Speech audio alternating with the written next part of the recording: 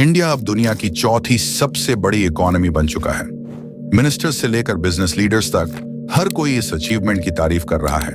और क्यों ना करें।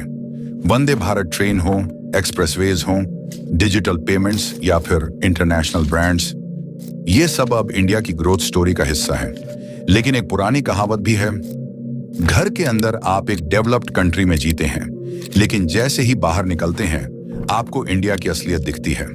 रोड्स पर पानी भरा रहता है, ट्रैफिक का कोई अंत नहीं और हवा इतनी पॉल्यूटेड कि सांस लेना मुश्किल हो जाता है। और ये सिर्फ गरीबों की समस्या नहीं है।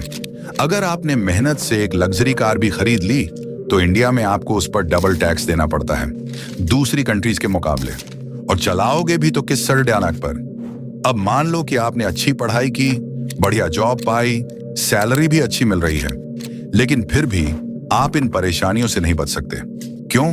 क्योंकि इंडिया को हम 3 टीयर्स में बांट सकते हैं। ये कॉन्सेप्ट मैंने सीखा जयदीप सेन शर्मा के ट्वीट से, जहां उन्होंने बताया टीयर 1 जहां इंडिया एक डेवलप्ड कंट्री की तरह लगता है, टीयर 2 जहां सरकार और प्राइवेट सेक्टर मिलकर काम करते हैं, टीयर 3 जहां सिर्फ सरकार का कंट्रोल है, और यहीं सबसे ज्यादा समस्याएं हैं। अब इन टीयर्स को समझने के लिए हमने एक्सपीरियंस लिए 4 यंग अर्बन प्रोफेशनल्स से दिल्ली, मुंबई, बेंगलुरु और कोलकाता जैसे शहरों में। सबसे पहले बात करते हैं टीयर 1 की, इंडिया का शाइनिंग एग्जाम्पल। जैसे बेंगलुरु, इंडिया का टेक कैपिटल। यहाँ आदित्य इंदिरा नगर में स्टारबक्स से कॉफी लेता है, वीवर्क में काम करता है, वेंडिंग मशीन से नाचोस निकालता है और ऐप से ऑर्डर बुक करता है। शाम को बॉब्स कैफे में क्राफ्ट बियर पीता है। दिल्ली में रिमी एक लॉ फर्म में काम करती है, वो महंगे कैफे में जाती है, खान मार्केट में शॉपिंग करती है और अर्बन क्लैब से पेडिक्योर घर बुला लेती है।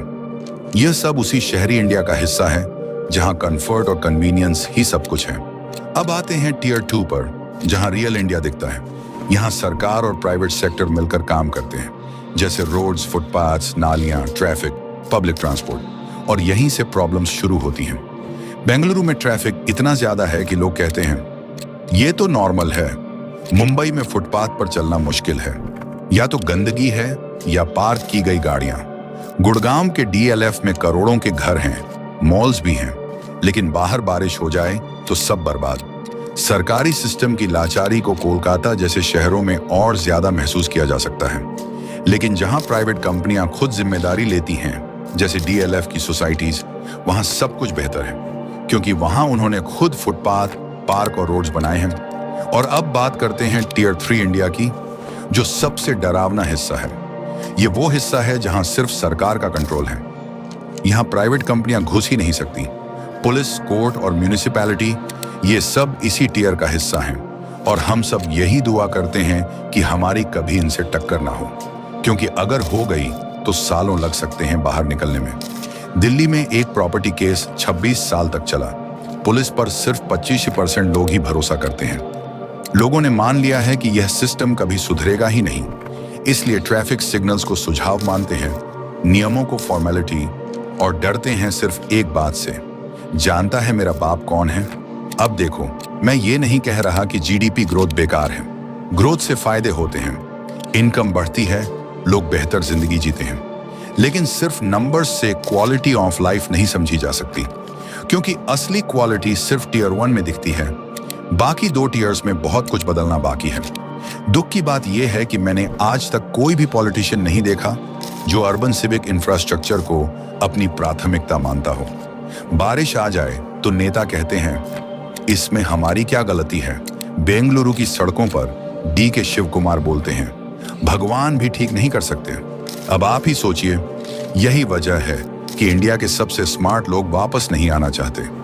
मेरे कई दोस्त हैं जो यूएस और सिंगापुर में टॉप जॉब्स में हैं, पर इंडिया लौटना नहीं चाहते। वजह क्वालिटी ऑफ लाइफ, और उल्टा इंडिया के और लोग भी देश छोड़ना चाहते हैं। तो क्या किया जाए? आरबीआई ने डिटेल रिपोर्ट दी है कि म्यूनिसिपैलिटी की क्या समस्याएं हैं। 1, उनके पास फाइनेंशियल और पॉलिटिकल पावर नहीं है। 2, उन्हें फंड्स मांगने पड़ते हैं स्टेट और सेंट्रल गवर्नमेंट से। 3, और सबसे बड़ी बात, कोई इंसेंटिव नहीं है। अगर आपका शहर गंदा है तो किसी की नौकरी नहीं जाती, पर एक प्राइवेट कंपनी परफॉर्म नहीं करे तो सीईओ की जॉब चली जाती है। तो मैं ये वीडियो क्यों बना रहा हूं? क्योंकि मुझे लगता है कि अर्बन वोटर्स को टेकन फॉर ग्रांटेड लिया जा रहा है, पर अब ऐसा नहीं होना चाहिए। हम टैक्स देते हैं, हमें जवाब चाहिए। अब वक्त आ गया है कि हम पॉलिटिशियंस से कहें, इनफ इज इनफ। आप हमें नजरअंदाज नहीं कर सकते।